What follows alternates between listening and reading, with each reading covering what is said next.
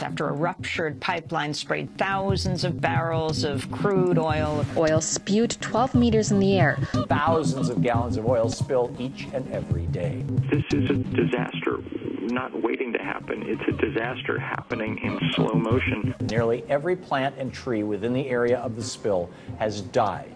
Over 3 million liters of heavy oil spilled from a broken Enbridge pipeline. This is a whole different substance. Crude oil is made up of a wide range of hydrocarbons, ranging from very volatile, light materials to more complex, heavy compounds. When this oil is spilled at sea, it dissipates and scatters into the marine environment. If you don't get in there and remove the oil while it's there, you have a large chance of losing it, and losing it downstream where we don't know what the effects are going to be. What about my generation? What about the animals in the ecosystem? It's a little bit of a different animal when the oil you're dealing with sinks. Thousands of liters sank to the bottom. Environmental groups are planning another, larger demonstration of civil disobedience. The only thing we can stack up on the other side is the power of movements. I don't know if it's going to be enough, but we're fighting it as hard as we can.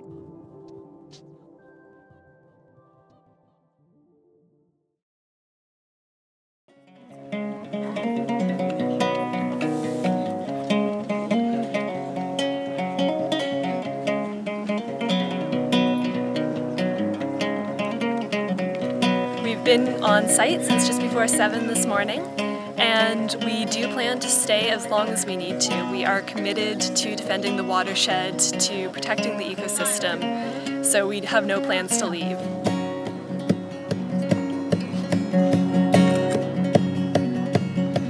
They're running from the sands to the swamps, to the forests, to the mountains, from the mountains to the sea. Selling off this great expanse for the oil, for the banks, selling off the future for you and me. They say it's their jobs, I say they rob the stolen land at what cost. They're running from the sands to the swamps to the forest, selling off the future for you and me. Just like that. These pipelines are getting old, they'll probably burst. Truth be told, it's happened before, it'll surely bust again.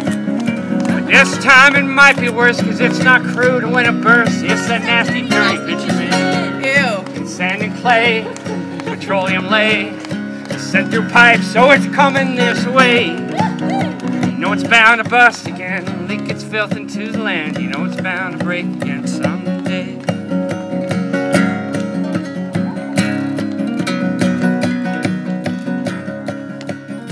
We're at the Line 9 blockade right now, Dam Line 9. The cops have just shown up. They're looking to enforce a court order.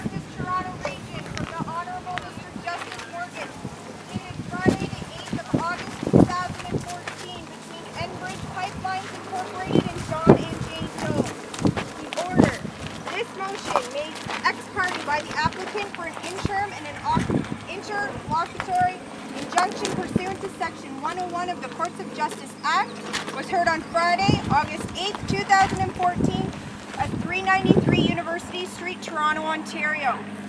On reading the applicant's notice of motion, notice of application, the affidavit of Bert Fillion, sworn August 7, 2014, the applicant's factum, and on hearing the submissions of counsel for the applicant, this court orders.